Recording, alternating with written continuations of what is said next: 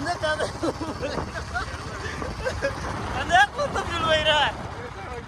150 रमाइलो रहेछ 150 रमाइलो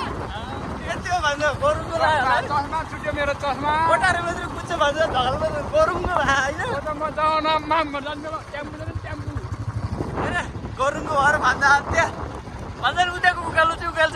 तिमीले पसिनै पसिना हो हेर्नु यहाँ गरुङ भन्नु भन्दा यो 150 जस्तो होइन अमर दाइको बाइक त लाग्यो अनि पानी पर्ला आयो एकरा